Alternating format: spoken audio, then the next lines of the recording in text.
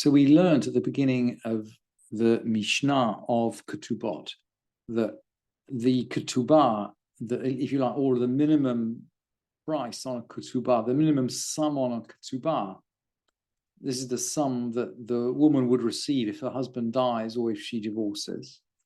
The minimum sum for a virgin is 200 zuz, and for a widower maneh, which is 100 zuz.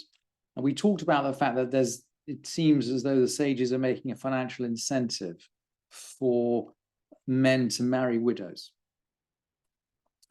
And we talked about the fact that a virgin who is also a widow, but from betrothal. So in other words, she was betrothed and then she became widowed. Or for that matter, she might be divorced, but from betrothal. So she's never been married. Or for that matter, she might be a chalutza from betrothal.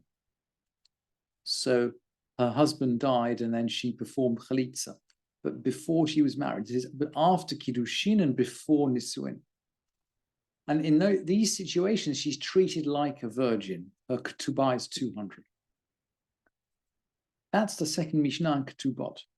Now, the Mishnah will do a little discursus, but after that discursus, it comes back and it gives us a parallel teaching, which actually appears in the fourth Mishnah. So I'm going to skip, if you like, one Mishnah and jump to the fourth Mishnah, because we have exactly the same teaching, but taught the other way around.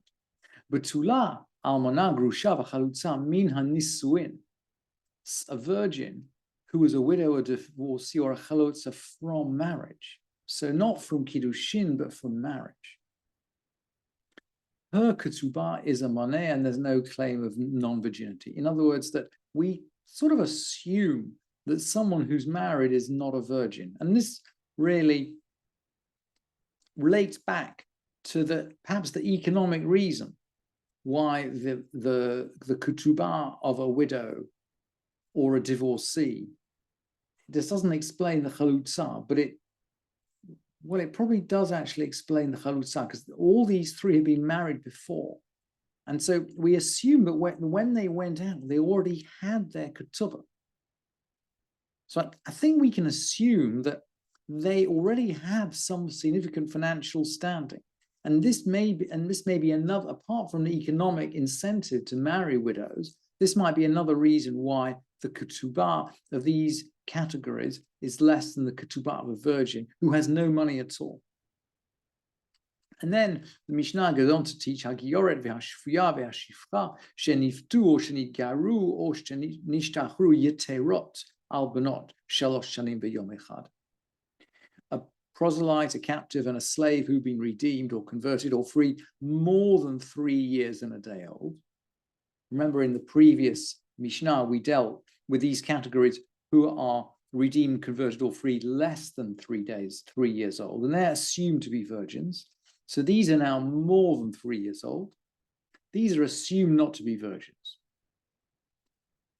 Ketubotan maneh, their ketubah is a maneh, the same as for a previously married woman. Ve'ein lahen ta'anat betulim, and there's no claim of non-virginity.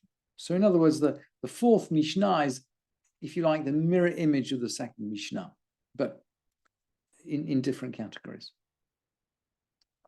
And then the third Mishnah deals with these exceptions. Hagadol shebala katana. If an adult has intercourse with a child, and here it's not clear who from the Mishnah who we're talking to, but it's clear from the Gemara that this is understood as a child less than the age of 3. So we're not talking about someone who's legally a minor. And remember, we've said already that sexual intercourse it's just not considered to have any legal effect below the age of 3 in the case of a woman. And we learned in the Mishnah of Yevamot that it's not considered to have any meaning under the age of 9 for a man or a boy. So the Mishnah teaches Hagadol shebala katana, v'hakatan shebala gadola, and a small boy who had intercourse with an adult woman. And again, this will be someone who's younger than 9 years old. Or umukat eitz, someone who is injured by a piece of wood. Ksubatan matam divrei Rabbi Meir. their ketubah is 200, according to Rabbi Meir. So they're considered virgins. It's very interesting, this expression, umukat etz. The rabbis are someone who's injured by a piece of wood. And the rabbis seem to have an understanding that it's possible for a woman to lose the signs of her virginity without actually having had sexual intercourse. So, and maybe today, or Joshua Falk, who writes a commentary on the Mishnah, says, oh, today we would call that riding on horseback.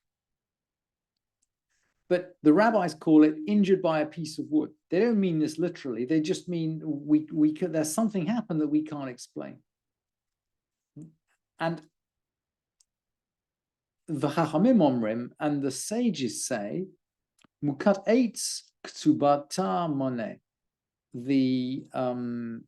Someone injured by a piece of wood, her ketubah is a moneh. So it is only 100 zuz, i.e., according to that of any woman who's not a virgin. So the sages seem to go with physical signs of virginity, whereas Rabbi Meir seems to say, actually, no, what we're concerned here is whether she's previously had sexual intercourse. And the halakha goes according to the sages.